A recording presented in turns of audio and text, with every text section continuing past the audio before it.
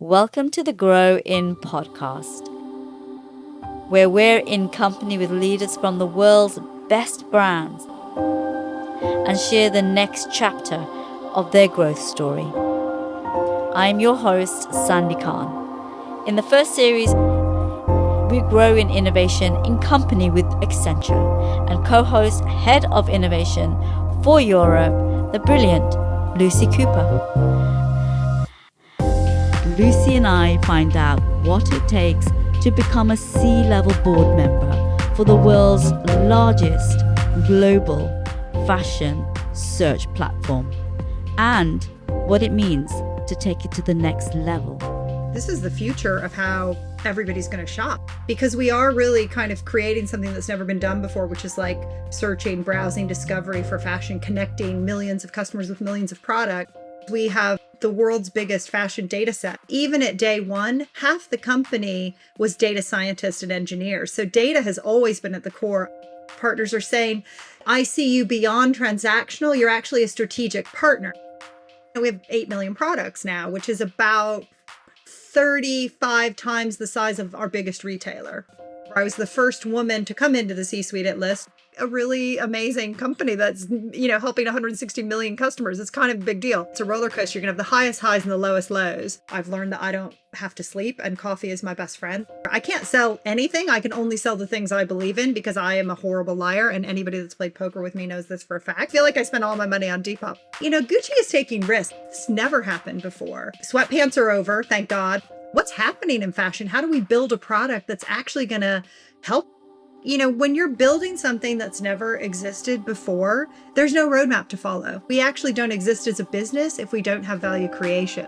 That is the Chief Partnerships Officer at Lyst, where their biggest competitor is Google itself. Real stories, curated with love for you. Jenny Cossons, thank you so much for being in company with Lucy and me. Jenny, I'm your biggest fan. And if you didn't know, you now do. I love everything from your American accent to your taste in luxury fashion. You have a lot of nice stuff.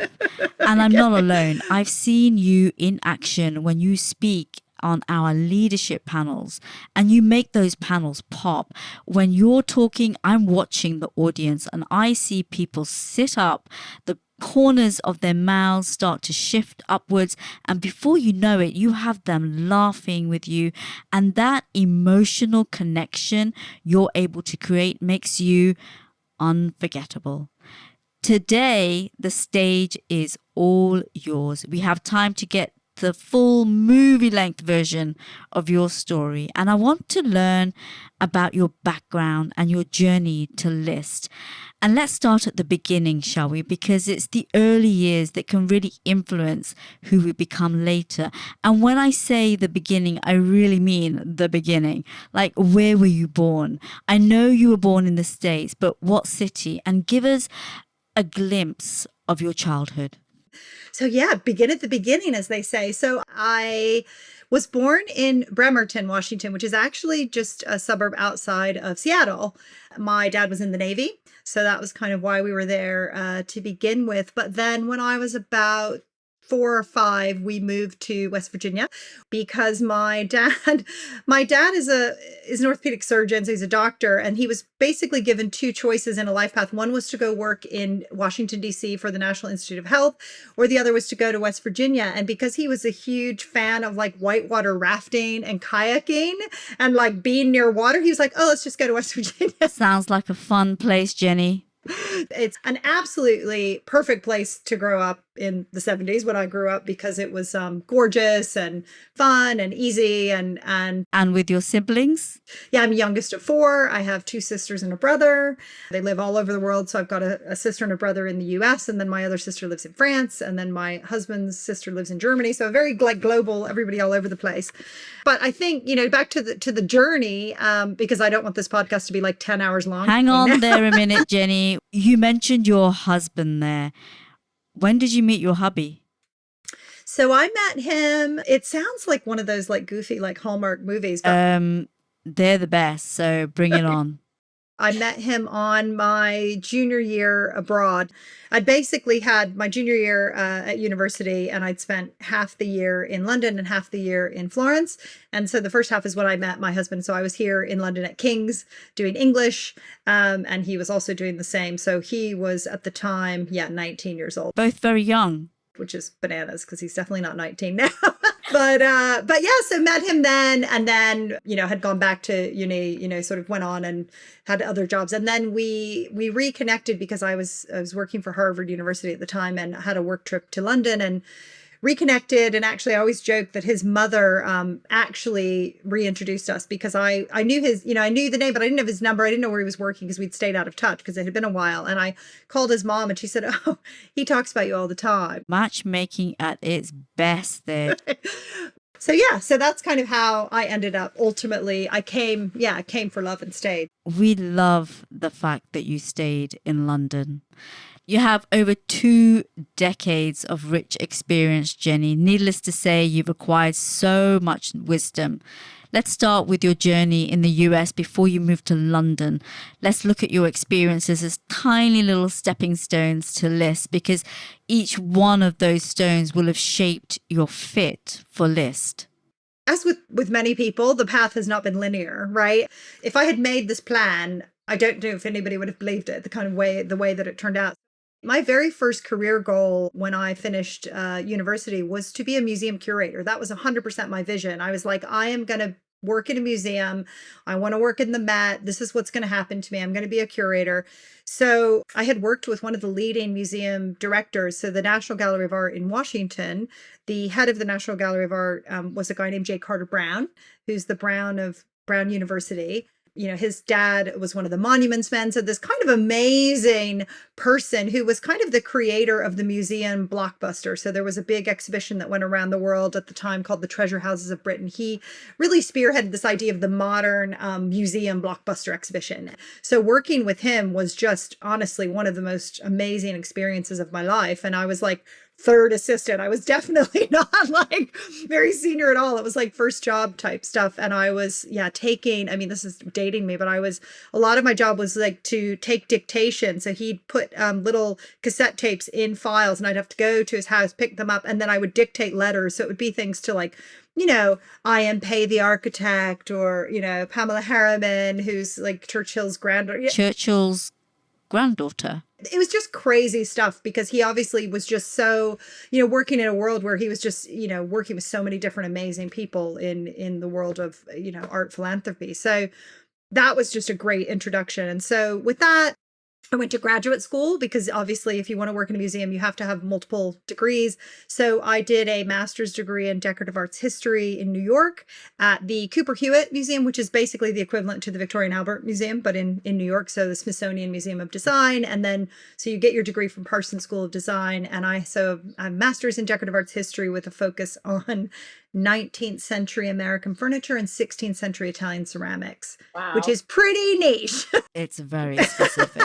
Love to say I'd use that in my day-to-day life, but I mean, I don't regret a second of it. And then, so when I was looking for the first professional opportunity post-graduate school, I met with a guy on an informational interview, a guy named Peebo Gardner, who is the grandson of Isabella Stewart Gardner, which if anybody is like interested in museums and the world's best museums, the Gardner Museum in Boston is like absolutely one of the most amazing. And it's a house museum. And it's where you'll probably know about it because it had the famous art heist of the Vermeers in the 90s. So anyway, met with Peebo, and Peebo was like, I was like, oh, I want to work in museums. What do you think? Like, what should I be doing? What do I need to know?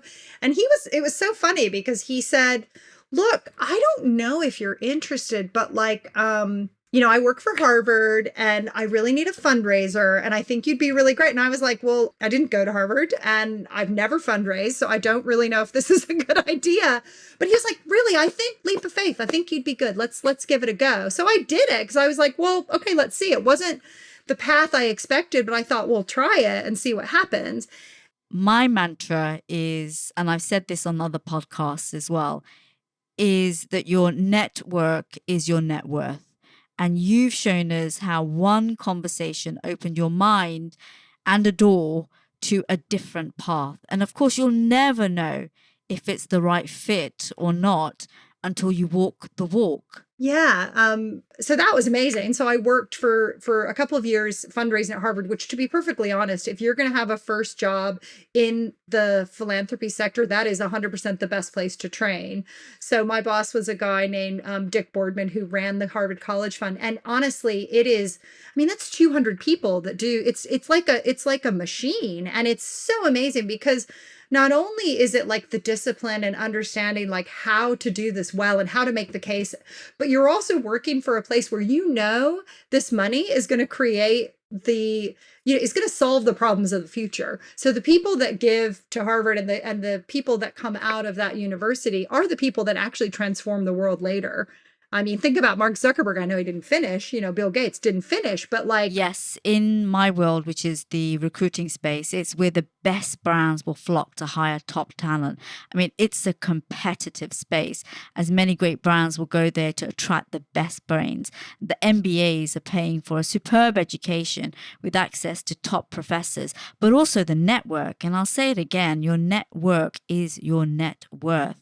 It's no joke, it is obviously the epicenter of just, amazing. And it was also interesting because at the time when I was fundraising, Harvard had the biggest endowment in the world. So people would be like, why am I giving you money when they've got the biggest? And so there was a lot of like managing, challenging conversations. And, I was quite young. It's, it was crazy because one minute I'd be in LA meeting a film director and producer, and then I'd be in Wall Street meeting, a banker, and then I'd be like at a phone-a-thon working with volunteers who were, in their 80s. So great exposure to sales and BD at a very young age. It was a really great introduction to just the variability of like exposure to different industries and different people. And also, with the idea of making a case for something like, why should I do this? What's the point of this? And, learned a lot. And then that obviously, as part of my journey to get to London, I ended up coming and working for the Science Museum because they needed a fundraiser. They needed somebody with that kind of experience. Worked there for a couple of years,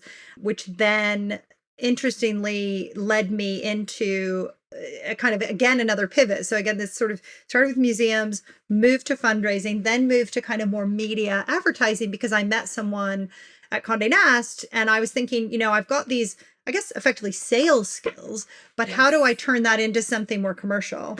And something maybe a little bit more that fits, because I'm super interested in fashion and media and what would that look like? So that's kind of what led me to Condé Nast.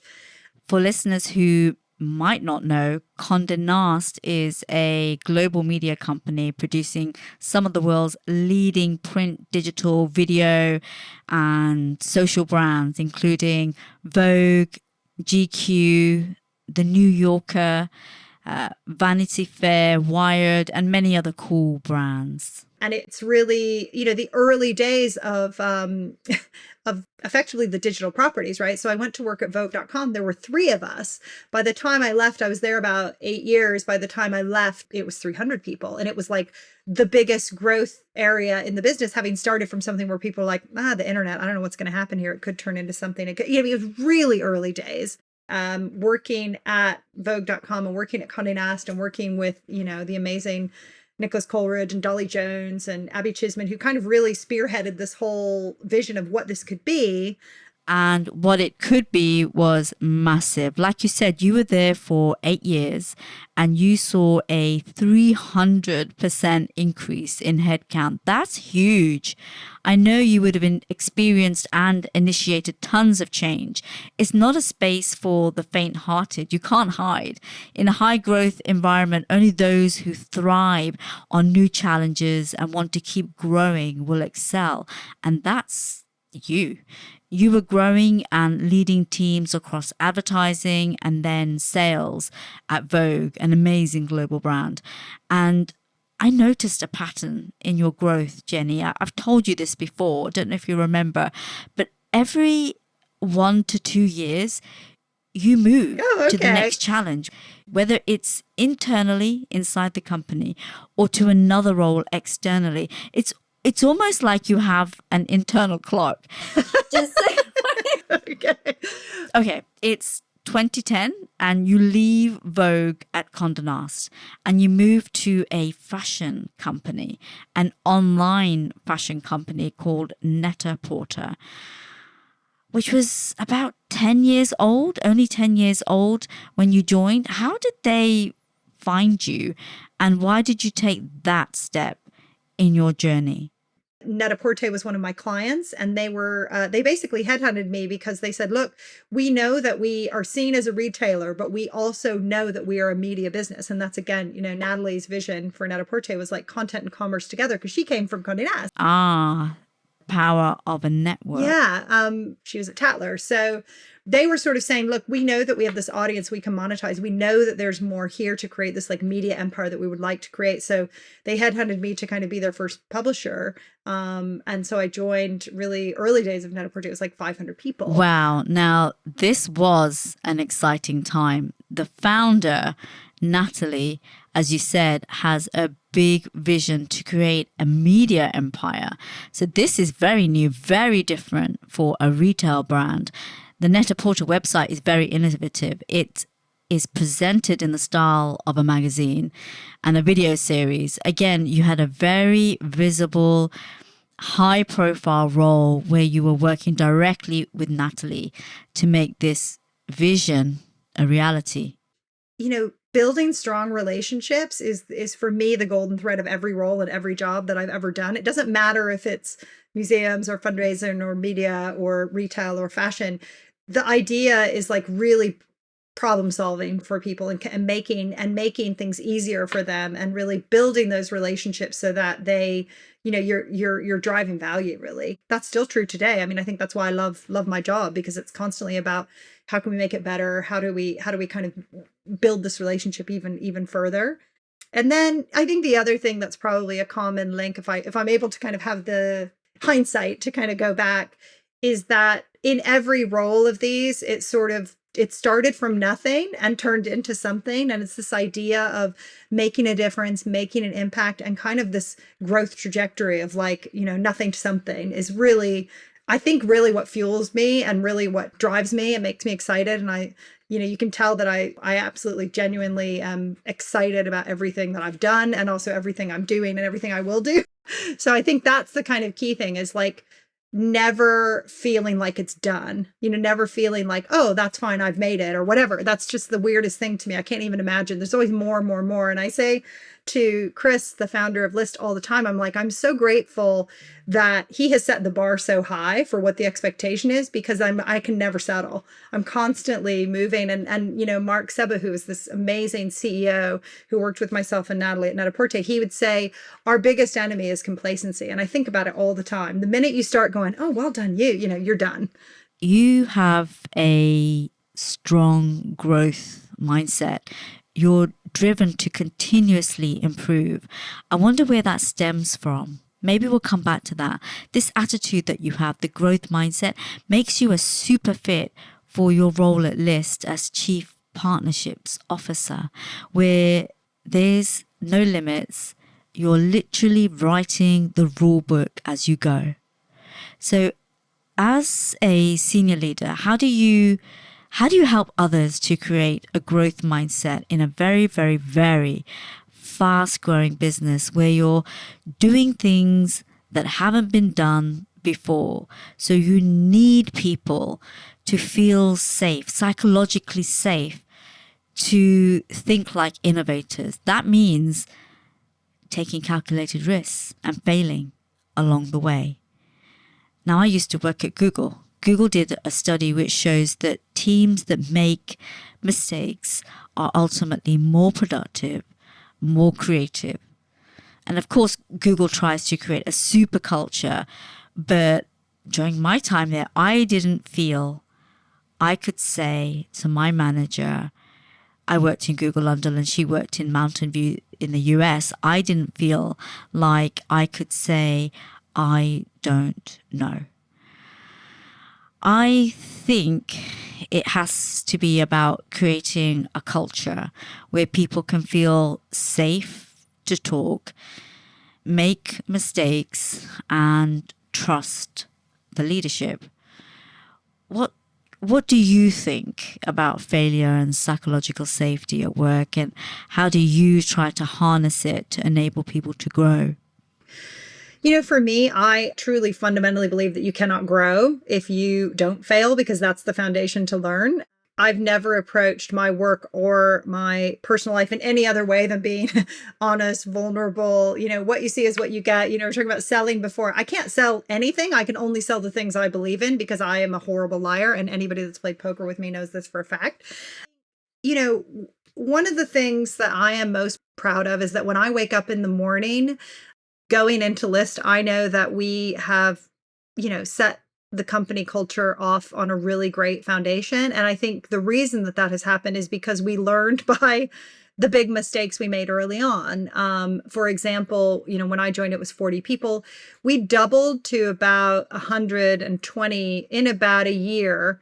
And immediately, because we had not codified the culture, we had not sort of said, this is what we believe, it got really tricky really fast. And I think that's a huge mistake that we made early on, which has allowed us to really invest in it. And I think a lot of people maybe give lip service to this concept of values or people or culture, but I will tell you, hand on heart, Chris, our founder, Emma, who's our COO, and our people team has really invested now to the point where I know that all of the success we've had is because we have created this opportunity to say, this is what we expect. These are the values that we need. And I think Emma's transformed the business. I mean, we would certainly not be in the position we're in today if it weren't for her and Chris and all the hard work of everybody in that team. But one of our values is humble, trusted ownership. And with that trust, you need to be honest, right? You need to say, this is when it's going well, this is when it's not going well. And so I think, when you're building something that's never existed before, there's no roadmap to follow and mistakes are going to be made. And I think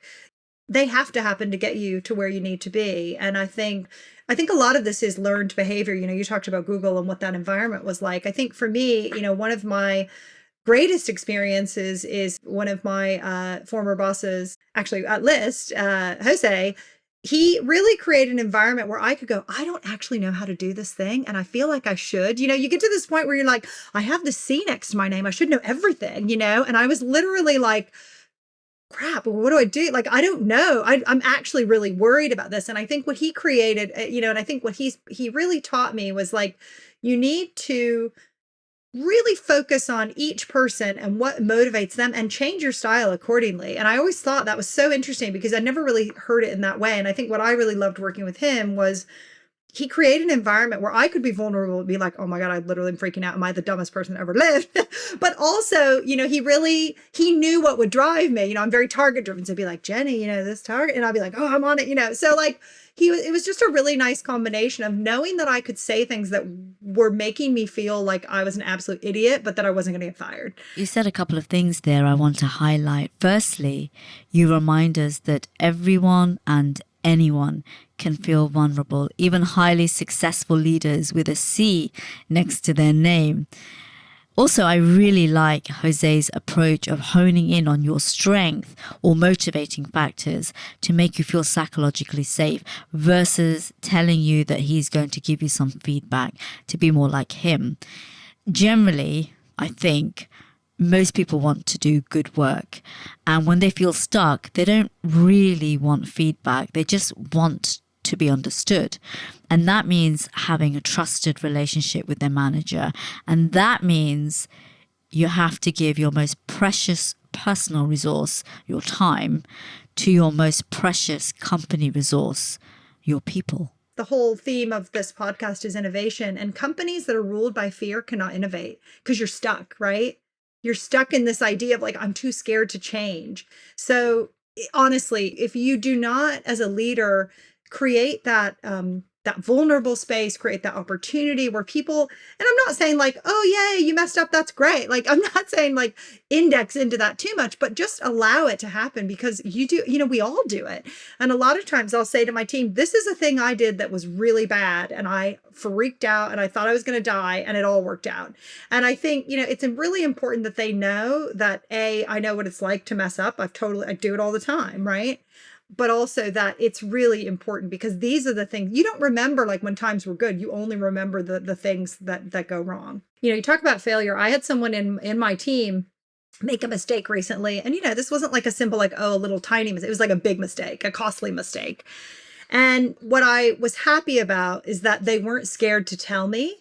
They basically were like, this has happened. This is why it happened. This is what we're going to do moving forward. And I think that's exactly what you want. At Lyst, you're blessed with a founder and a leadership team that is creating a workplace where your employees feel like they have a voice.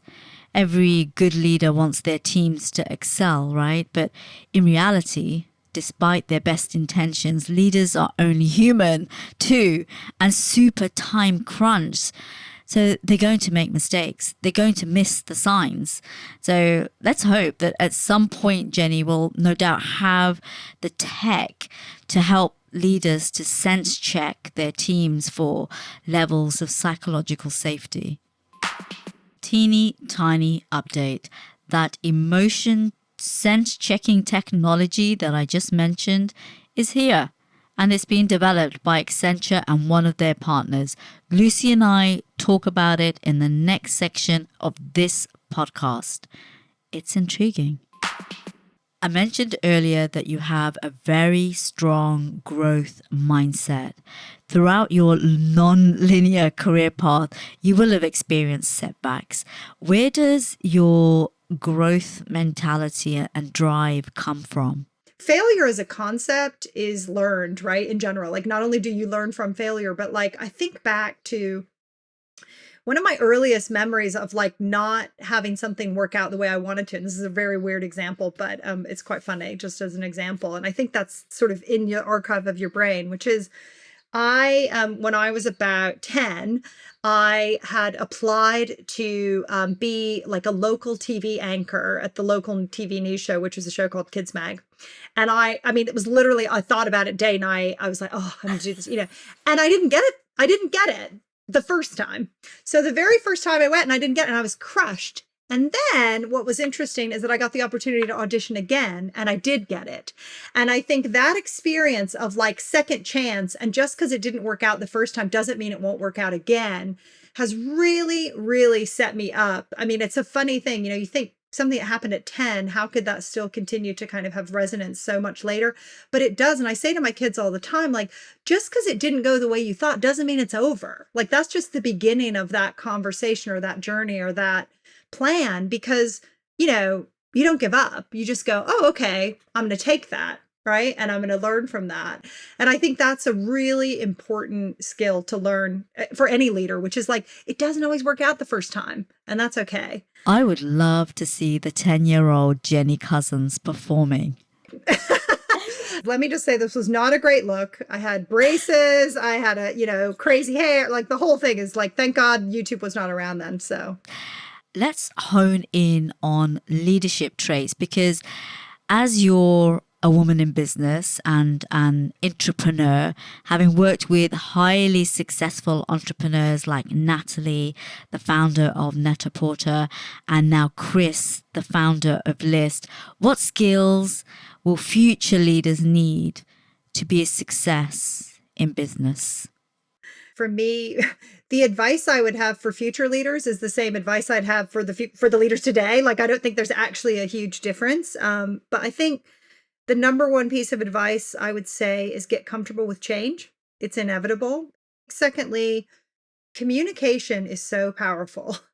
What you say, how you say it, how often you say it, these are really important tools. Even within Lyst, we have these certain strategic objectives, and we have really learned the power of repeating it, sharing it, having forums where people can ask questions. So it's really interesting. We did one the other day. We did a deep dive on one of the areas that I run.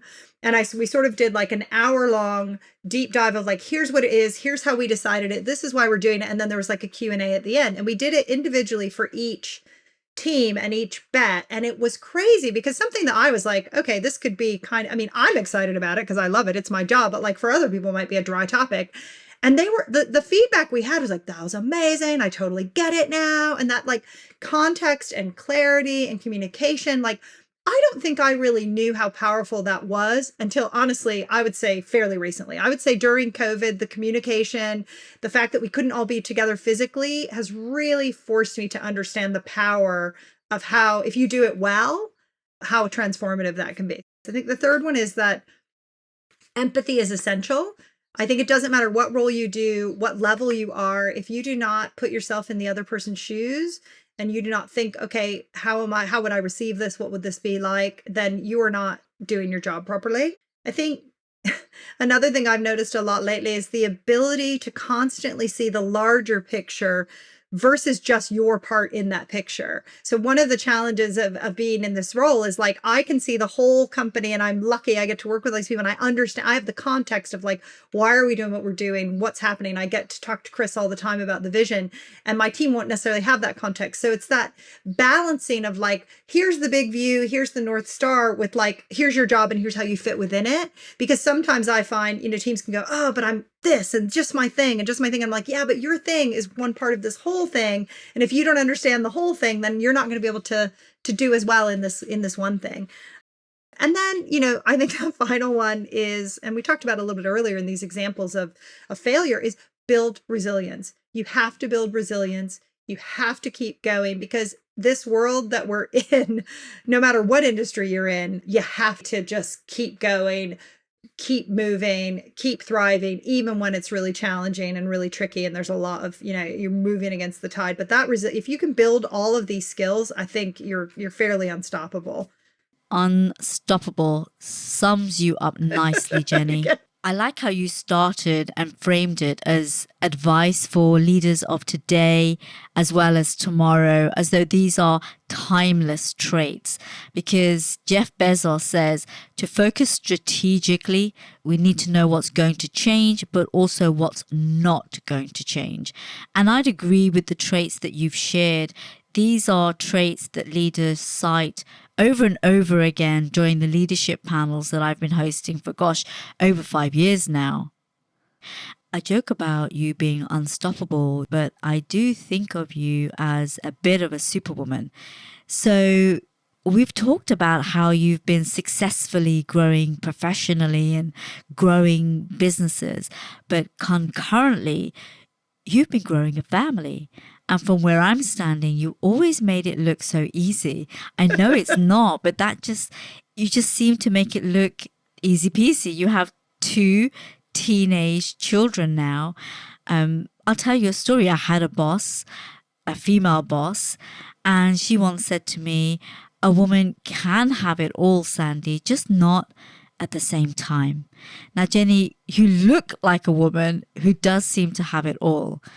The family, the high-profile job, the wardrobe. I'm kidding. Although you do have a pretty amazing wardrobe.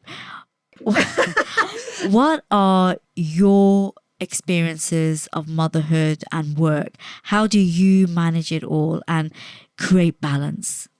The truth is, 2 teenagers, like with an exclamation point, that's a lot. I would say I'm not sure there is balance. I feel really, really lucky. I think having teenagers has helped me be more aware, more current in terms of like this next generation of people. And also for my team, we have a really young team. The average age at Lyst is 25. So I think, crazily enough, my kids are not that far off from that age group now, which is crazy. But I think they're much more engaged. They're much more informed. I think what's been really fun is that the learning I get, I actually probably get a lot more from my kids than they're getting from me, because, the other day, my son really loves music, and he was telling me, there's this singer, Olivia Rodrigo, and it really helped me because our app team did a whole editorial about her, and I wouldn't have known anything about her if it weren't for him. I was like, oh, wow. And it was all about, seemed like double-digit increases in Doc Martens and plaid skirts because of her style, but like, I wouldn't have known anything about that if it weren't for him. And I think what I have really found, the most gratifying is that they've grown up, obviously with Lyst too. When I started 7 years ago, they were much younger, and they've seen the impact of hard work. And I think one of my proudest moments so far was when my son like shouted to me. He was like in his room. And he's like, "Oh my God, Mom, Lyst is real. Like I've been on Instagram and I was like, it's a real thing." I'm like, "Yeah, I work for like a really amazing company that's, helping 160 million customers. It's kind of a big deal." And he's just like, "Oh wow, it's like legit." Like I think, they kind of often are like, "What is this?" And then it's funny, I remember my brother, one of our editors did an interview on NPR about some Lyst data, and which is a big radio station in the US. My brother was driving home and was like, "Oh my God, Lyst is on the radio." And he pulled over and like called me and he was like, "Oh my God." So these things were like all the things that I think about every day. And when my family, my mom will see an article or something, or my sisters will send me an email. And it's really fun. I just think that everybody has been, the kids particularly have been very much part of this journey. And I remember once my daughter, we were walking home from school and my son was saying something about, "Oh yeah, Mom, you don't know anything about tech." And my daughter goes, "Oh yeah, Mom, she runs all the technology at Lyst," which is absolutely fundamentally not true. But I love that she like thought that I was like the CTO of Lyst, which is hilarious. As anybody in my team will say, absolutely not. Yeah, I just think, that example of like working and seeing, some days are really great and some days, are challenging, and they see all that. And I talk to them about a lot of this stuff, it's not like there's any mystery. They know exactly what my job is. They know, good days, bad days. So yeah, that's been really fun. I don't know. I will say to any new parent or any, potential parent, this idea of like, you can have it all. I don't think that's true. I think you are going to be tired. You're going to feel guilty all the time. And I think actually all the key team VPs I have in my team all have small children. One is about to go on maternity leave and the other two have like kids with under one. And it's been really great because I know what it's like. The other day, my head of partner marketing, this amazing guy, said, his wife had to go do something. And so he had to bring his son into the meeting. And I was like, "That's great." He was like, "Oh, I'm really sorry." And I was like, "You don't need to worry about it. I've been there. Like, I hear you." So I think that's the thing, is like knowing what that's like, knowing how hard that is. I just, lucky, because similarly that comes from the top. Chris has kids. Like, we are really lucky in the sense that we have created an environment, I think, that for people, no matter what their situation is, that, we will find a way to make it work. So we always link parenting with working as being very tough. And it is. I wouldn't dare say otherwise. And that's why I say you're a bit of a superwoman. But is there something about motherhood that enhanced your career? Or do you think that parenthood gives parents an edge in some way?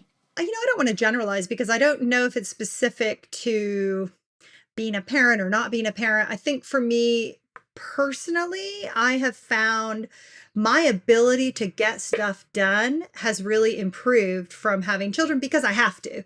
You have only so much time and many things to do. So you really have to just like make it happen.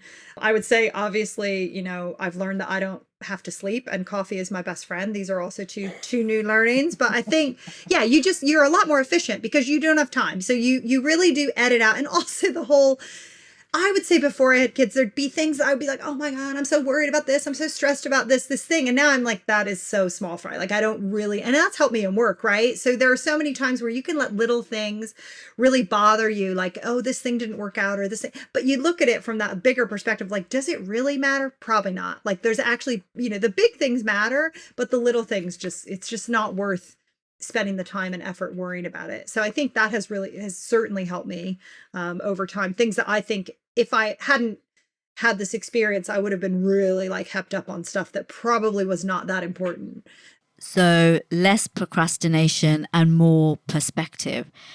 I can get decision fatigue making work decisions all day long. So I bow my head to working parents, especially those with young families. I mean, I'd struggle because I'm a perfectionist. I watch my sister. You've met my sister. She's a teacher with 2 young children under the age of 10, and she works like a machine. She's so fast and so very disciplined. I think I'd struggle. I guess working smarter versus harder is the key. So automating and delegating as much as possible, and probably being highly adaptable as well. I think I'd struggle, but I think I'd like to be a mommy one day. Might need to work on the man bit first. Your children are all grown up now, Jenny, grown up with Lyst.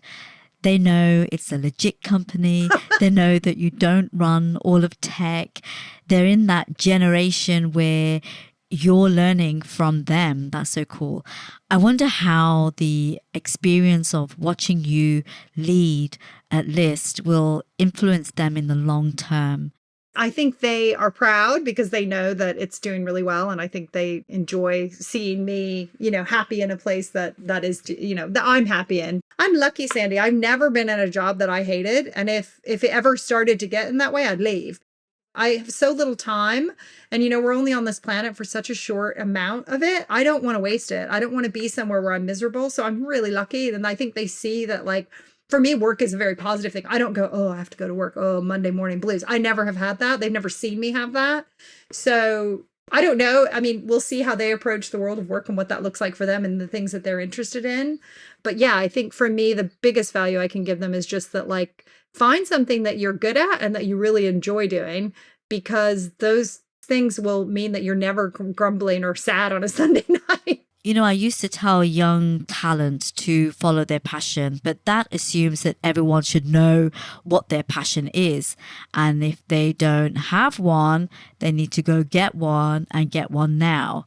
It also implies that there's only one passion. Of course, that's not true. We can have many passions and they can change over time. Like most young people, I had no idea of what my passion was when I entered the world of work.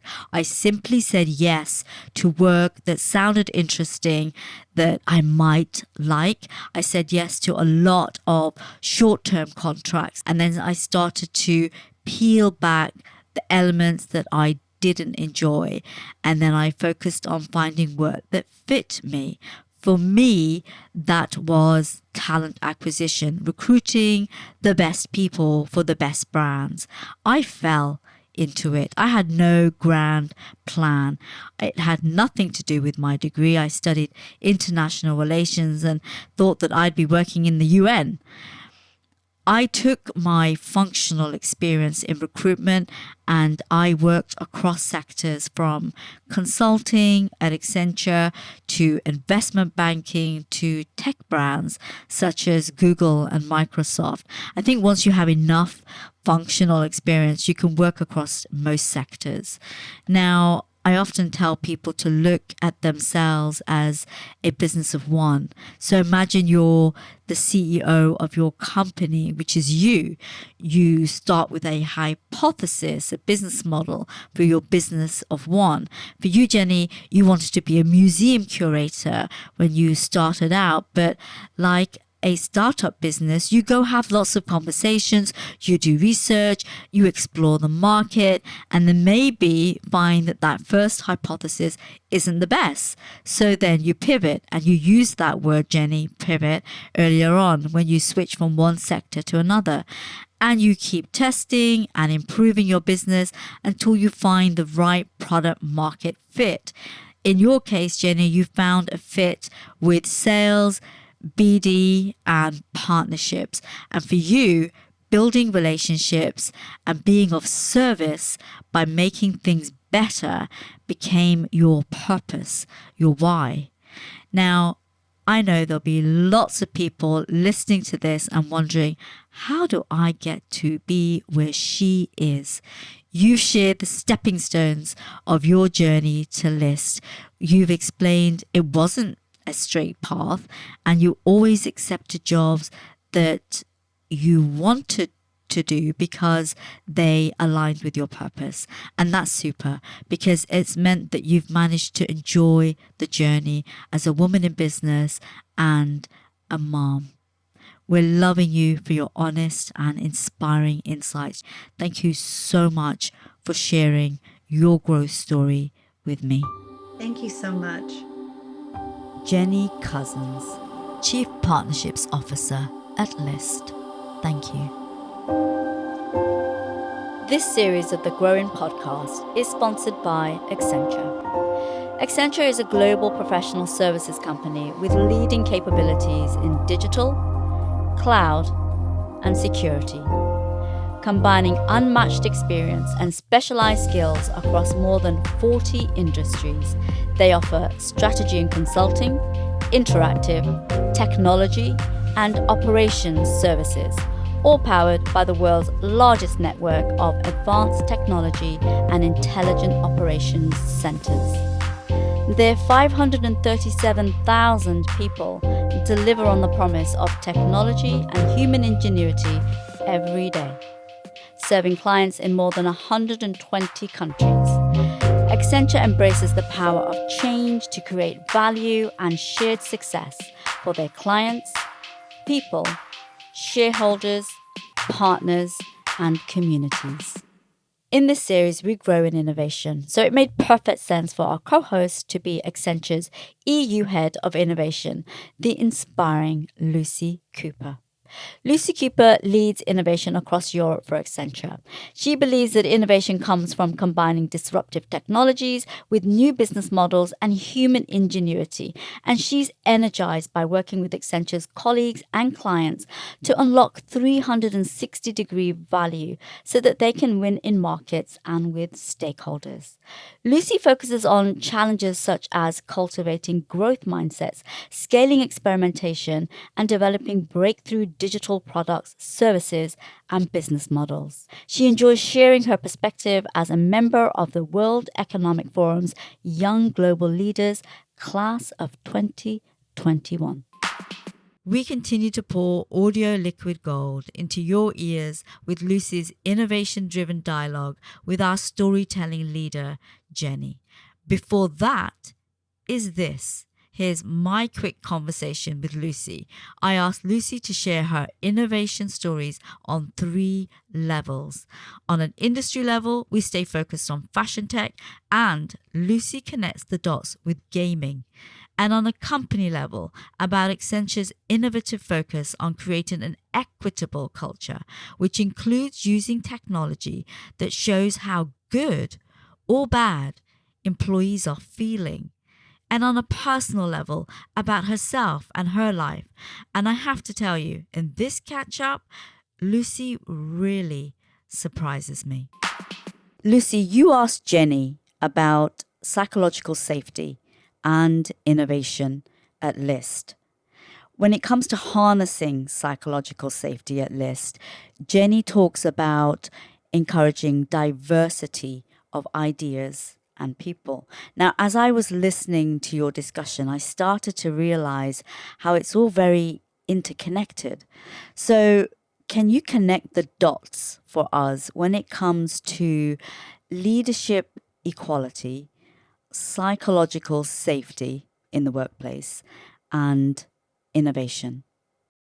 I mean, it's such a fascinating space, and I'm still definitely a student. I'm definitely still a learner in this space. We have had a company join our Accenture family called Fable Plus, who we're extremely fortunate to have. They are experts in psychological safety, and they've been working for the last 10 years with Amy Edmonston from HBS, who is kind of the foremost sort of thinker in this space. HBS, Harvard Business School, for our listeners.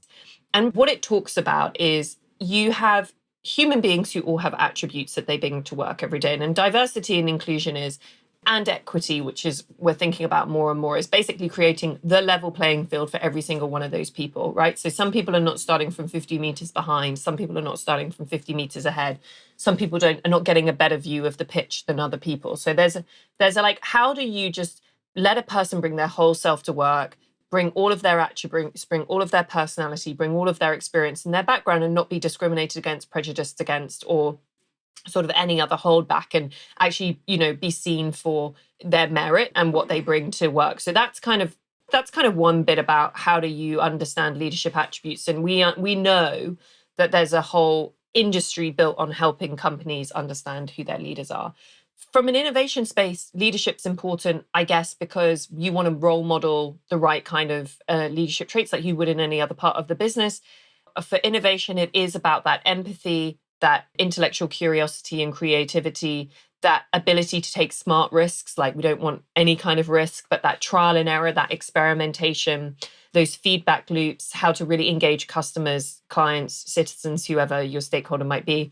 So that's kind of how we think about leaders. Psychological safety is a really interesting one, though, because that is about how safe does someone feel to express those leadership attributes. So if we say in order to be an amazing, innovative leader, you need to be, you need to be able to do trial and error and experimentation and be kind of creatively curious. Well, psychological safety is like, is someone going to bring that? Or do they feel if they bring that part of themselves to work, if they bring those things into projects or teams or whatever it might be, that it's not going to be accepted, received, used, rewarded, any of those kinds of things. So psychological safety is kind of split into two parts. The psychological safety bit, which is like, do I feel like I have autonomy? Do I feel like my team members know when to come to me, know what I am good at and do, and all of those kinds of things? And motivations. Do I want to succeed and progress and all of that? And when we have those kind of two things working well together, then people feel psychologically safe to bring the best of who they are into an environment and understand that that's going to kind of be rewarding. And that's essentially how you get the best out of your team, right? The diverse team. And I mean cognitively diverse as well as every other type of diversity. People who didn't all go to the same set of schools, weren't educated in the same philosophy of education from the same part of the world, had secondary education at universities that were all the same. It's super important to have, as well as, societal diversity and background diversity and everything else. Got all the ingredients, and psychological safety is kind of like, how do you accelerate and unlock those ingredients to the innovation and impact that you're looking for? And you kind of need them both. But as I say, I'm definitely still a student in this space. The CEO and founder of Fable Plus, a guy called Ilhan, who's amazing, is being my coach on this journey as I'm going through it with my team. So there's always more to do. Lucy, I can hear the energy in your voice, and that in itself intrigues me. The brain is such an exquisite and complex muscle, isn't it? Those who have mastered how it works can unlock success for themselves and other people and be happy. Now, if Fable Plus is helping you and Accenture Talent to accelerate that mastery and be aware of their emotions and motivations, then I have 3 little words. Oh my God. This would have amazing benefits on the entire spectrum of talent management. I'm thinking of recruitment, training, development, retention. All this would give any brand a huge competitive edge. So I've made a mental note to talk to you more about what you're learning as a student with Fable Plus, because there's a clear link between psychological safety and fostering innovation, which makes Fable Plus and their tech very, very interesting. Let's just say it's a no-brainer, excuse the pun, for everybody with a mind to learn more about this new tech. But for now, back to innovation in the fashion space. Lucy, you're passionate about sustainability, so it would be a crime not to get your thoughts on sustainable fashion. Do consumers really care? I ask that question because the perception and reality, they differ. So consumers say they want a sustainable lifestyle, but they don't always make sustainable choices. And Jenny is seeing the same trend. Customers, she says, say they want sustainable products, but they don't always purchase them. But she is seeing a shift. So how can innovation help consumers like me to be good and to do good and to adopt sustainable buying habits? I think it's an incredibly interesting question that is probably an hour-long podcast in its own right as an answer. But younger generations really care. So we see that in the data of what young people buy, whether they choose to go on holiday and want to get on a plane, or whether they'll stay closer to home, and buying secondhand and all of that kind of stuff is becoming more and more evident, as is more and more young people being vegetarian or vegan, all of that kind of stuff. The question I guess you're asking is like, are they willing to pay for sustainability? And I think in people who are not Generation Z, I think there's been a lot of willingness to buy sustainable, but I think there's been 2 challenges to that. One, there's a lot of greenwashing out there, Sandy, where people say that something's sustainable and it isn't. It's essentially a PR or marketing ploy. And that's coming much more to the forefront. So there are companies out there now that are indexing brands on things like greenwashing credentials. And so we're starting, like the Edelman Trust Barometer, I think we're starting to see this kind of these sustainability barometers come to the forefront of helping educate consumers on, they think they're buying something sustainable. Are they buying something sustainable? So I think that's the first thing is I think there's a willingness, but I think people are uneducated on what brands to buy, where to go to get that information, what to look for. And we haven't had those standards set. So I think on food packaging in 5 or 10 years time, how it says the nutritional value, I think there's going to be the carbon, how much carbon was produced in order to get this to your supermarket. And I think we're going to see so many more ecosystems and communities of produce coming closer to home and stuff like that. And so I think that's really interesting. I think the second thing, though, is there's been a price point traditionally for sustainable goods that has tended to be higher. So sustainable clothes tend to be significantly more expensive, understandably, than clothes that are not sustainably produced. So I think there's got to be behavior change and education that comes with that, which is buying something less often that's higher quality, that's going to last you longer. That's a behavioral shift from the fast fashion. We have to go through that journey really quickly in order to get to where we need to be. And so innovation can play a really massive role in helping to bring down the cost of these sustainable products and services, increase the speed of education and adoption in the market, and to continuously understand what it is that consumers want and consumers look for, because a lot of innovation is about, is it desirable? Does a consumer want it? And turning what consumers are actually saying they really do want, that desirability, and bringing it into products and services that then can be delivered to the market.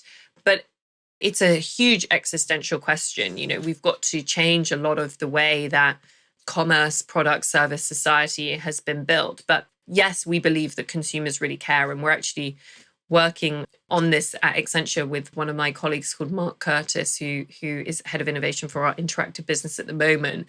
So yes, we believe they care. There's an education piece there, I think, to help them understand what they're buying. There's a cost point which innovation can absolutely help bring down. There's got to be a huge cultural behavior mind shift in order to get us there. You had a super chat with Jenny about how the pandemic has had an impact on the fashion retail industry. Now, even before the pandemic, big shifts were happening in the way consumers were shopping, and leading retailers were already responding and making changes to their stores. And there's been a lot of debate about the store of the future and what it will look like. Now, you see innovation, and I'm quoting you now, as the intersection between new business models, radical culture, and emerging breakthrough technology. I love it. Lucy, you make it sound so sexy. Is that what you're seeing in the retail marketplace, which is now, of course, pandemic influenced? Yeah, for sure. One of the technologies like edge technology, that's going to be really interesting in the retail space, right? So the use of consumer data in store, that omni-channel and omni-commerce experience. I think Amazon cashless stores, we're just going to start seeing those kinds of stores everywhere. The continued personalization of product. So the post-product world is something that we talk about. So the product being delivered through a retail experience is only part of the experience that somebody's having. And I'm super excited by gaming and streaming and platforms like Twitch and what they're delivering as part of a total environment for a retailer. Carrefour put banana experience into Fortnite, so you could shop Carrefour in Fortnite. That's kind of extraordinary. And so this idea of the product only being part of the experience, the young people of today are going to engage in all types of platforms with these brands, and wear their new Nikes that they've created in their avatar in Fortnite, and that's going to be part of the relationship that they have with Nike. That's going to be really exciting to see. And so it's going to be a cool space. I think it's one of the most creative industries, actually, retail, when they get it right. So I'm looking forward to seeing what happens. Okay, well, if you're super excited by it, then let's stick with this, Lucy. Look into your crystal ball for us and paint a picture of how we'll experience fashion retail in the future. Not necessarily in the stores then, because you're talking about other spaces and a more collaborative relationship with retailers. There's going to be digital spaces where you can go create trainers. Maybe you'll have them 3D printed in your house if you're kind of in that lucky environment where you have a 3D printer.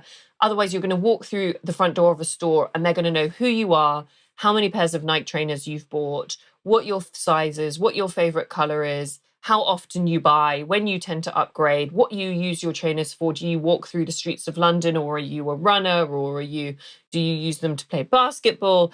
And it's going to be that kind of experience. You know, you're not going to have to pay. It's all going to be done sort of remotely through your app or through whatever your Apple Watch or whatever your devices that you bring into store. And I genuinely believe that's what it's going to be like. And then you're going to go and interact with those brands in other areas of your life. People will have their own relationships with brands. I think it's not necessarily going to be a store. I mean, we already see that on social media channels, but, you know, as I said, like gaming, I think is just going to be this huge thing where we go into these virtual worlds. Brands are going to be there. You're a gamer? I'm a kind of gamer. I have a simulator for racing cars because I'm a big Formula One fan. So I wouldn't call myself a gamer, but I do dabble in the gaming environment for racing. Wow, we've gone from fashion to Formula One. And now I'm going to say something terrible. So don't shoot me down, because I know this is not going to sound inclusive. In fact, it's blatant gender bias. But were you influenced by your partner, or who is a chap, by the way, dear listeners, or is this all you, Lucy? That's been me since I was 2 years old. When I was a little girl, I wanted to be a Formula One driver, and I didn't understand why little girls can be Formula One drivers. So, yeah. We started by talking about leadership traits at the beginning, and linking to Jenny's story, she clearly has a growth mindset. She shared an example of when she was just 10 years old that demonstrated she's driven to do. She is someone who cannot be comfortable with just being comfortable. That's a red flag to her, because we need to experience change and growing pains to build our resilience muscle. And she cites resilience as being a leadership trait. In the last few seconds of our chat today, I've learned something quite telling about you, Lucy. Reading between the lines a bit here, I reckon you've been wonderfully disruptive and curious since the age you could walk. So maybe you were wired to be the influencer and the entrepreneur that you are today. You know, we'll have to have a nature versus nurture discussion in a future podcast with you just to find out. And maybe today you've inspired some women to flirt with gaming and F1 racing as well. I actually know some of the Twitch team, so I think we're going to have to get them on and they can do some gaming with us. Dear listeners, watch this space. I have a fun question for you, Lucy. You lead and inspire people every single day. But who is your hero in the innovation space?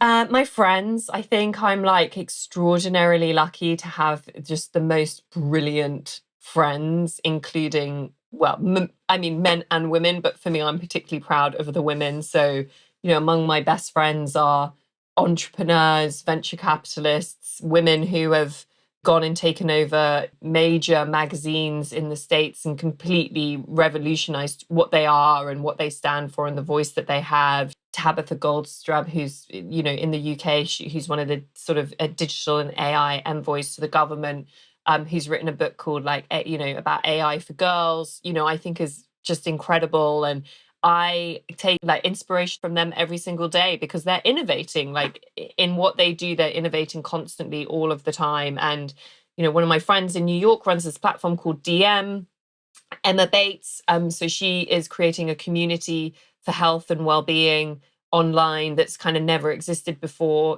so where you can go and find out and talk about, it used to be just women, it's not now, women's issues, that's very innovative, that doesn't exist. She's kind of creating that market. And so I have lots of innovation heroes that I get to call my friends, and I feel inspired by them every day. Lucy Cooper, Head of Innovation at Accenture and Gaming Evangelist. My words, thank you for being you. And here's Lucy's conversation with Jenny. Tell us a little bit about how you define innovation. To me, the interesting thing about innovation is that it's about solving problems, but in new ways.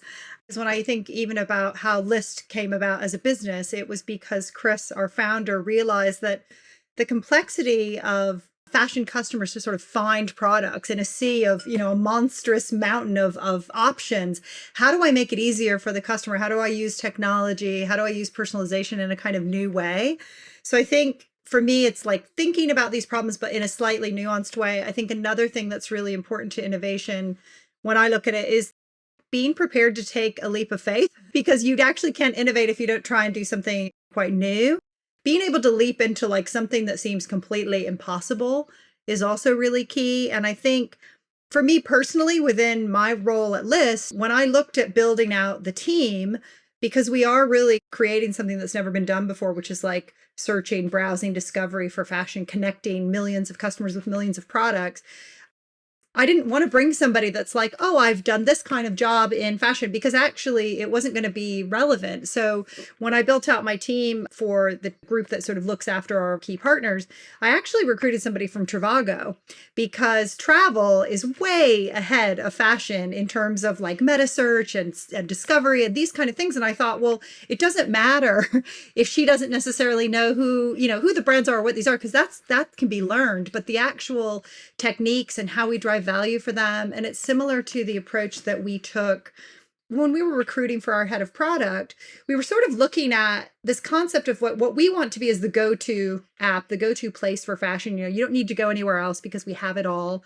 And when we were looking at that, we thought, well, who's really great at like owning a space and creating a kind of experience that matches millions of things with desire?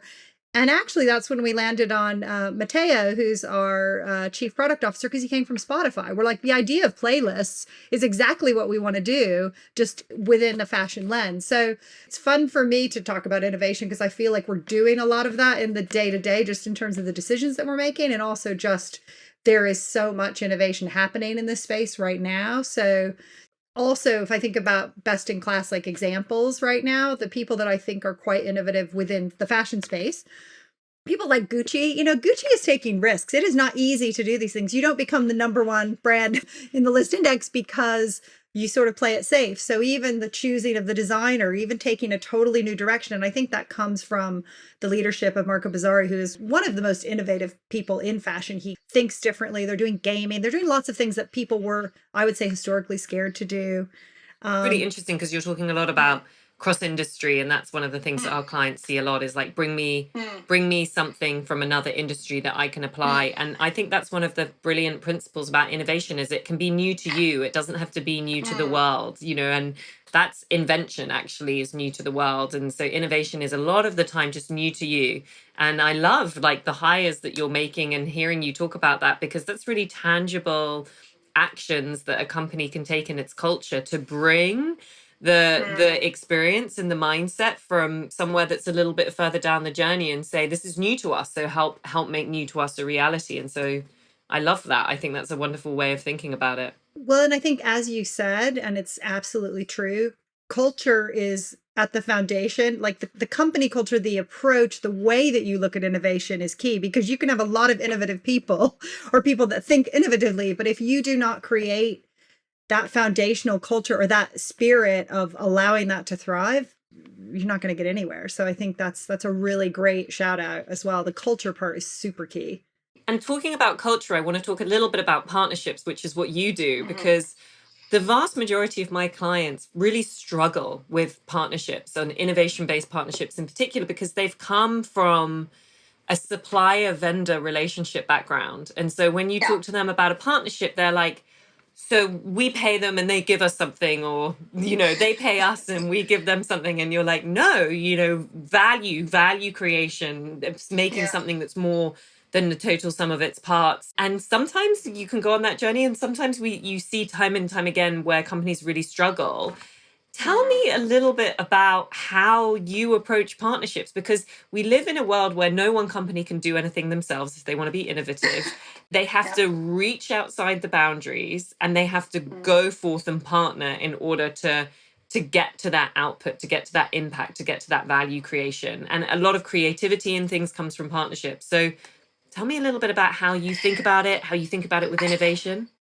It's interesting when you say, for many people, it's a struggle, because I think what is so fortunate for me in the role that I have at Lyst is that it's actually built into the business model to drive the value. So there's no friction, because we actually don't exist as a business if we don't have value creation. So I think our whole premise, so the idea is that every, sale we generate, we take a commission from. So our whole model is based on driving value. So I think we only succeed when our partners succeed. So there actually isn't a friction point.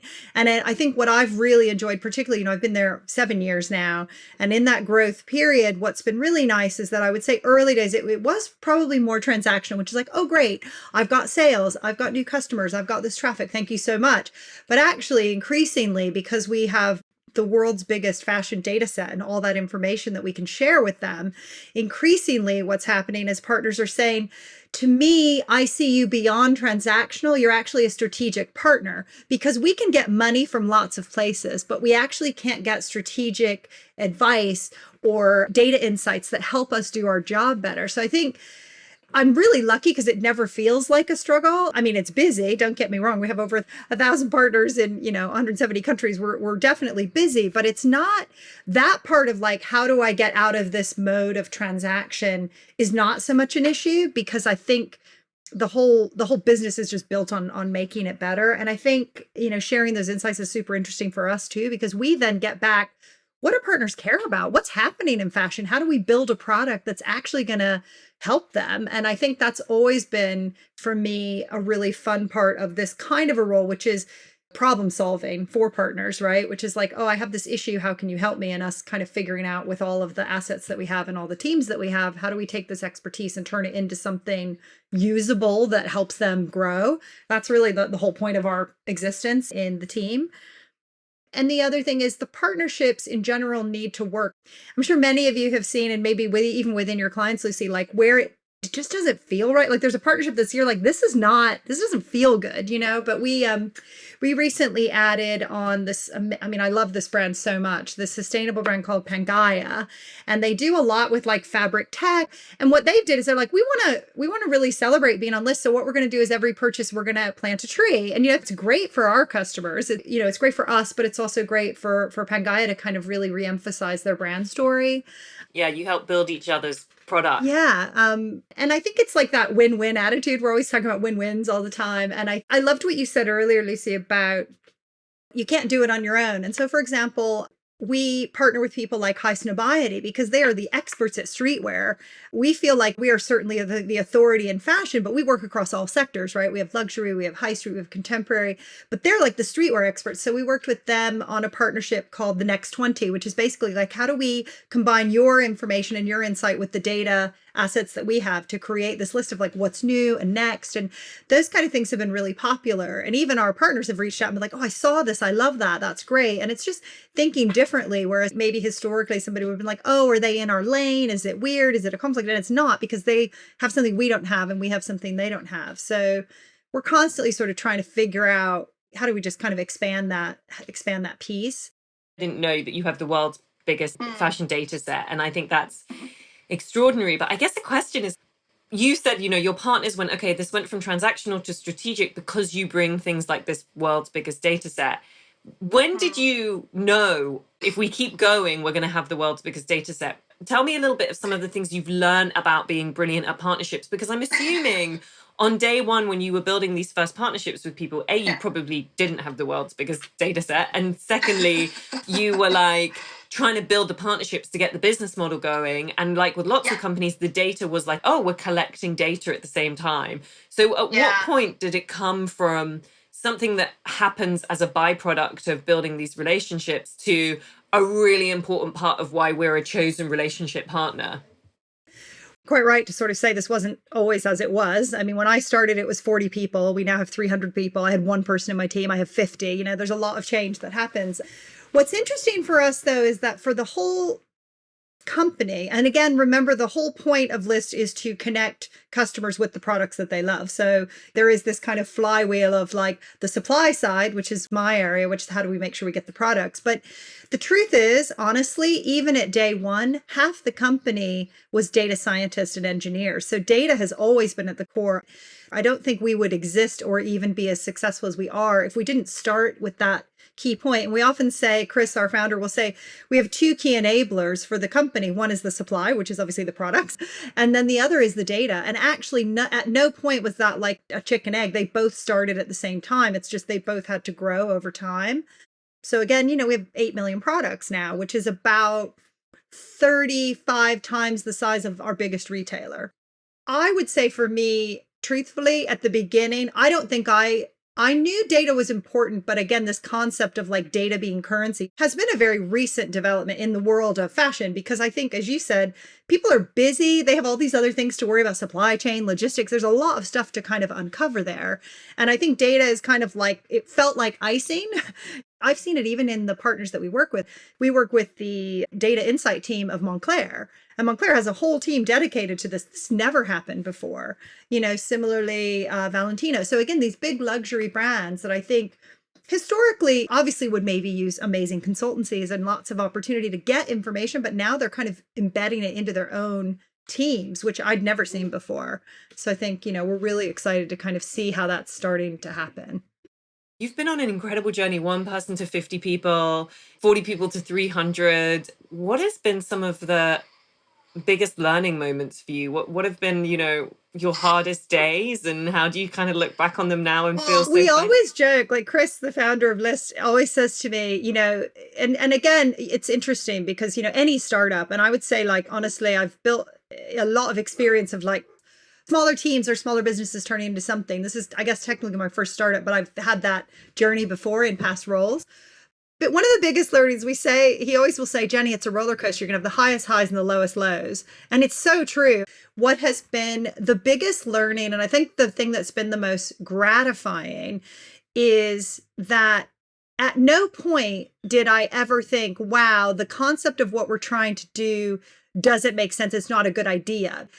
You know, I started the journey at Lyst because I met with Chris, the founder. He was like, oh, I could really use some help with partnership. I don't really know much about. And again, very humble in his approach, which is like, I don't know anything. I feel like you probably know. They were a partner of ours in my former job.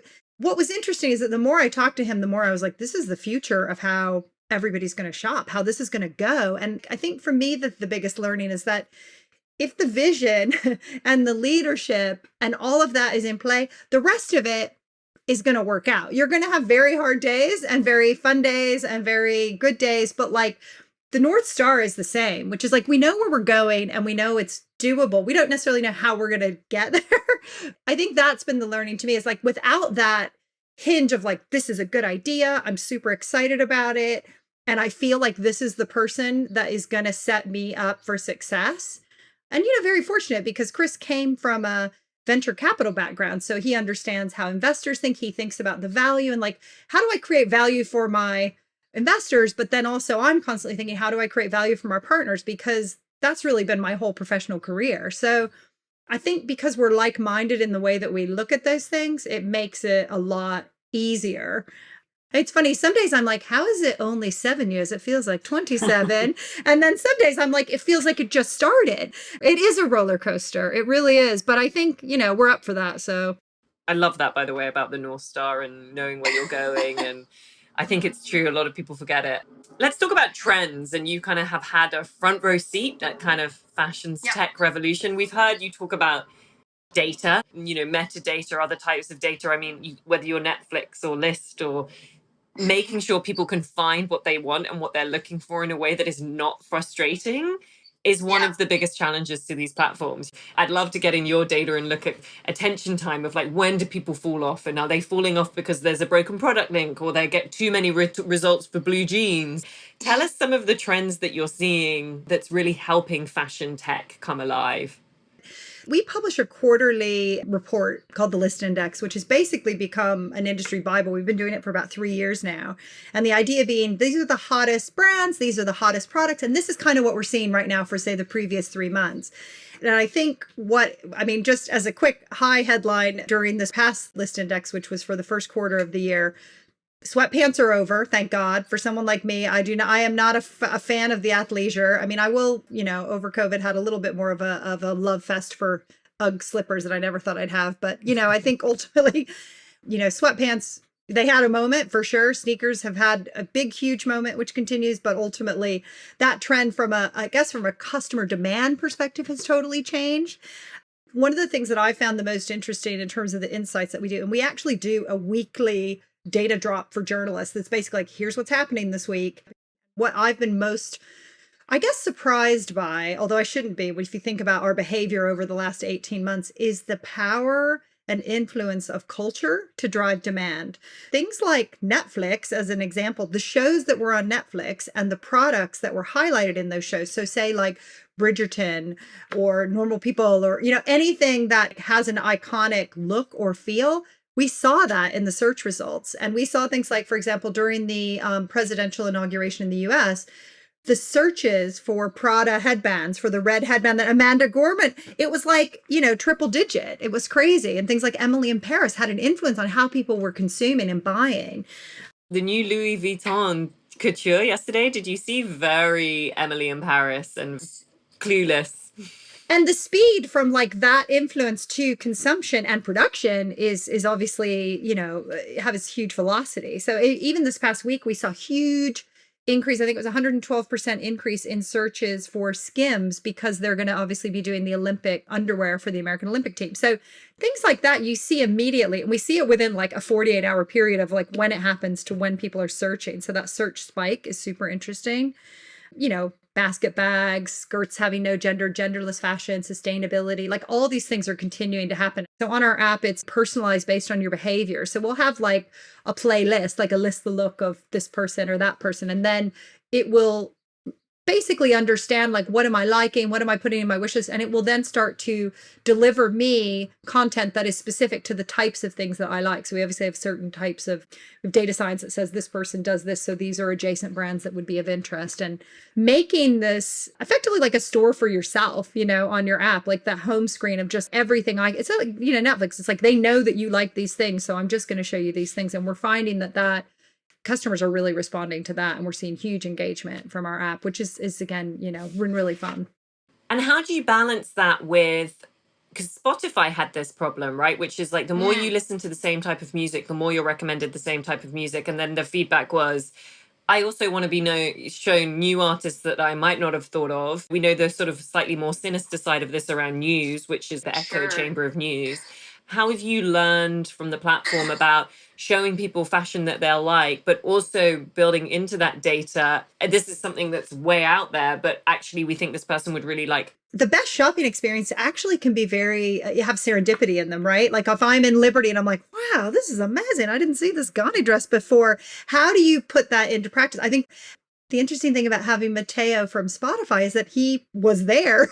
He knows, he's in the product team. So he actually knows that problem and knows how to solve it. So I think that's another example of like, we don't have to worry about that learning curve because he's already lived it. So that's already built into all of the plans that we have, which is like, how do you throw in that wild card that's like, hey, did you think, what about this? Because if you're only relying on a customer to give you a signal, then that's not going to necessarily be a comprehensive, personalized experience, because that you may not even know what you want until you see it.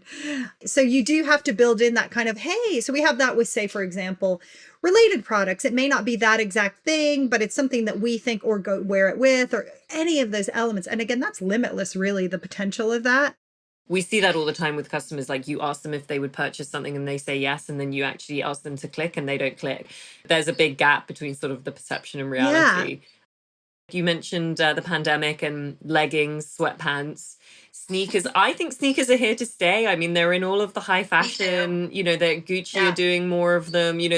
All these people are expanding the haute couture collections of flat shoes. I mean, I think 100mm heels might be over, or at least for me. Obviously, e-commerce is booming. But, the need for community and connection has never been stronger. Did like Lyst take on a new role as a community builder? Like, tell us some of the things that the pandemic has taught you. Well, I think what's interesting is that fashion as an industry is like a mirror to what's happening. And I think what has been most interesting is how I would say pre-COVID, there was not that much of a catalyst to change. Fashion as a concept was like, this is all working. This is fine. We're all ticking along. Everybody's buying our stuff. It's all going well, right? I think what COVID did is turned it on its head, where basically you have entire teams, because stores, physical retailer was shut, their only revenue channel was digital. And they were like, whoa, wait a minute. Like, how has this happened? It went 10% of the business to 100% overnight.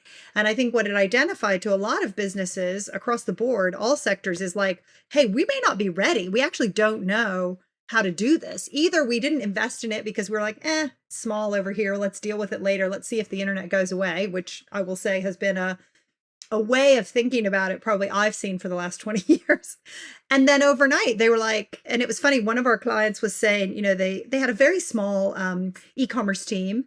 This is for a multi-brand, and they maybe had like 5 people, and they dealt with everything, CRM, digital sales, everything. And then overnight, the CEO, everybody was like, what's happening? How much money? And they like, all the eyes were on them. Whereas before they could kind of be under the radar, and they were like, it was crazy.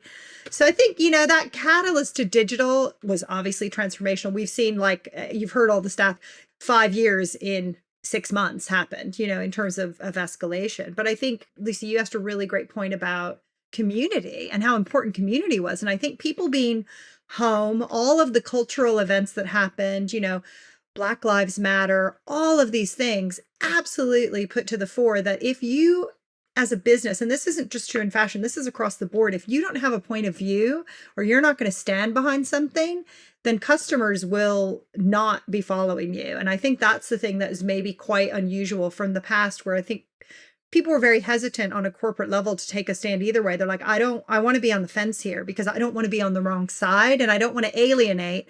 But I think what's happened very quickly is that this customer base has said, look, if you stand for nothing, you don't stand for anything, and that has been very quick.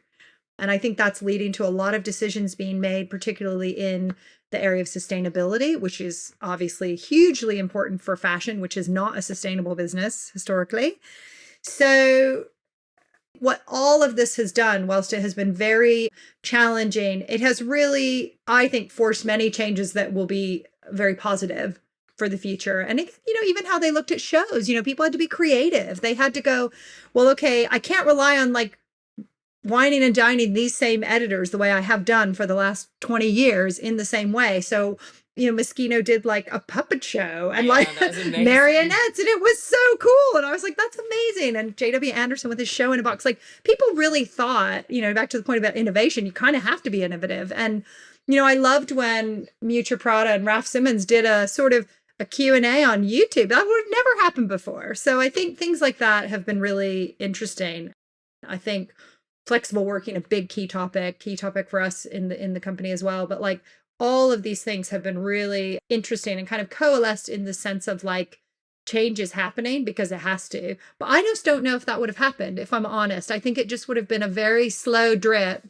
I agree. And I think a lot of our clients feel the same way.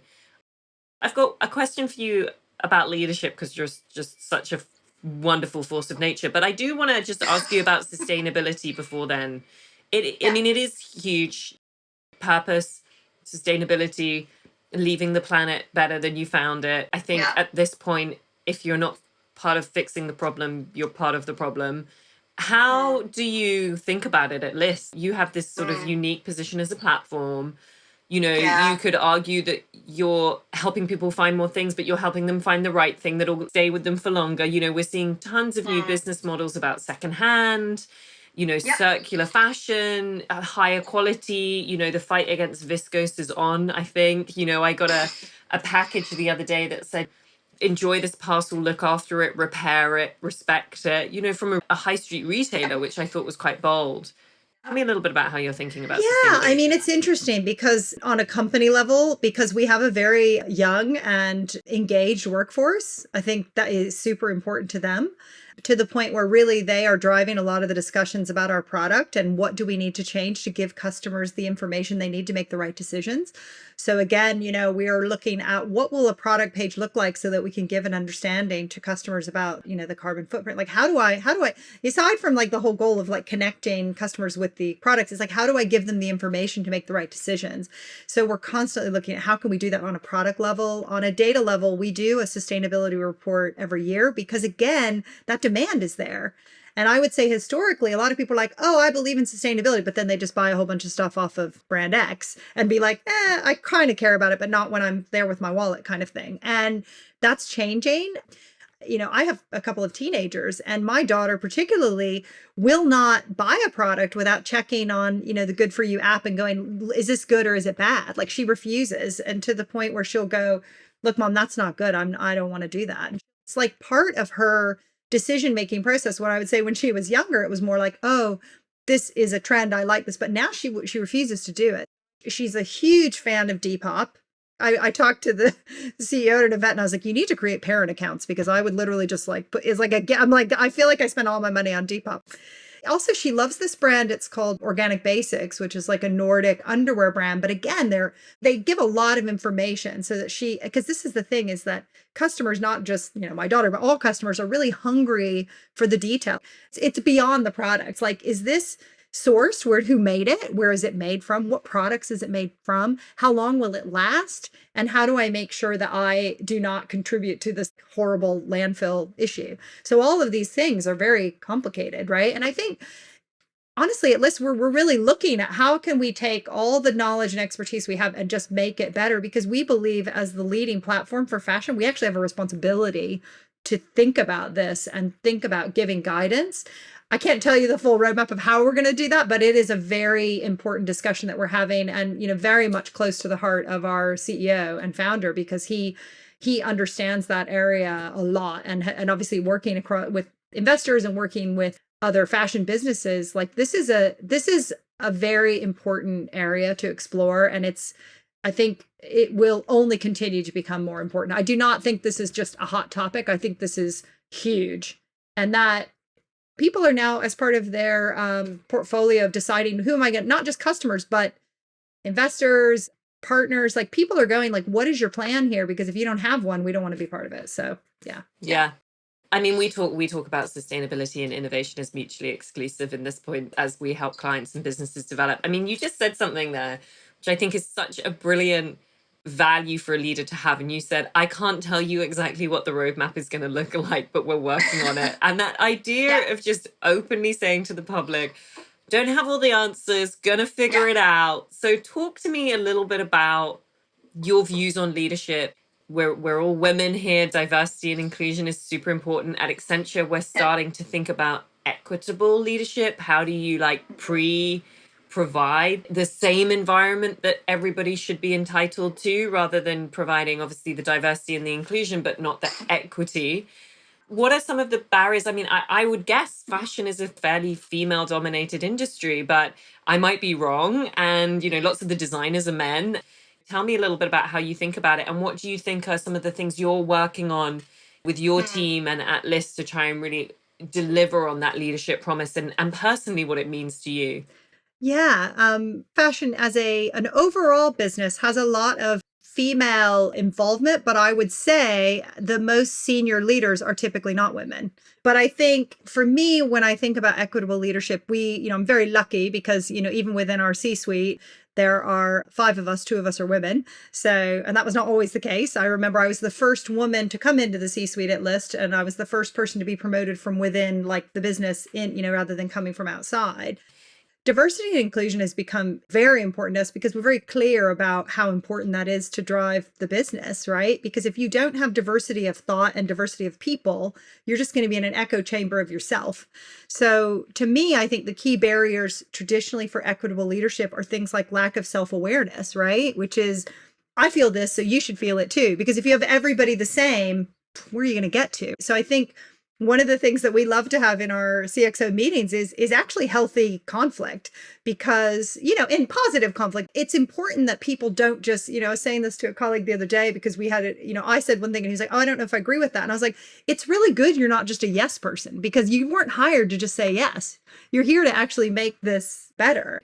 Yeah, that's a barrier, like just being in your own echo chamber. I think lack of empathy. So I think a lot of leaders make the mistake of going, just get to work, just do it, not understanding the challenges or frustrations of the team. Because if you're not in the day to day and you're not understanding, you're not going to actually be able to give clarity of like what needs to happen. And yeah, lack of diversity and inclusion. It's something that personally, for myself and our COO, who's a woman, we are very keen to get a lot more diversity, particularly in our leadership roles, because I think we've got it in maybe some of the mid-level roles, but in the leadership, in the C-suite, it's just not as diverse as it needs to be. No doubt about it. And I think we do a report with our people team that basically says, here's all the things we're doing well. Here's all the things we're not doing well. This is what we're going to do to address it. And Chris, the founder, he has 2 daughters. I think he knows how important this is just in general. He can see it. And he sees the value of getting different opinions and different views and different types of people from all backgrounds, because then you're going to just build a much better team. So I think the barriers are there, but I think this idea of like, it's a pipeline issue or it's just hard. That's not going to cut it. Like, that's just, I don't agree with that. I think that's called the availability bias, which is like you only hire based on what your network is. And headhunters are men and have male networks, and men have traditionally male networks. And it's interesting. I was at Mobile World Congress virtually, and the head of Techstars New York was there, and she was like, I have really no problem finding female founders, and it's like the availability bias. That's what that's called. So yeah, I completely don't buy that one either. But healthy conflict, Mark Andreessen calls it, he talks about the disagree and commit model, and the red teams that they have at Andreessen Horowitz, where I won't swear, but they beat each other up on their ideas, and the founders do it to each other in front of the new associates to show like it's okay to go to town because it makes our investment thesis better. So we disagree and then we commit, and when we commit, we like get behind the chosen way forward, and we are all completely rowing in the right direction. And not so much about inclusion and diversity, but I always try and remember that we have some red teams, in my job too, where we get to beat up on each other. 100%. And his book, The Hard Thing About Hard Things, is like one of the best reads, because you're just like, this totally makes sense. And I mean, I'm a big business book reader. I love them. You're so optimistic and full of energy. Like, I think you're just such an incredible individual brand yourself. This is the Grow In podcast. And in the next growth story, Lucy and I find out what it takes to become the first C-level innovation guru at one of the world's largest music record labels, and what it means to take it to the next level. I've always been an entrepreneur. If I'm being honest, I had no clue how to run a record company. I was $3 million in debt. Losing all my money was just the beginning. I was essentially homeless. Warner Music is wildly successful. All of our revenue and all of our activities is driven by tech companies. Big part of my job is just talking with people to recognize this is the next shift and get comfortable with it. I've waited for this time for the last decade, which is blockchain. That is the Chief Innovation Officer at the Warner Music Group, predicting tomorrow's tech trends to innovate today. Subscribe now so you're one of the first to be in company with us when the next growth story goes live. Real stories, curated with love for you.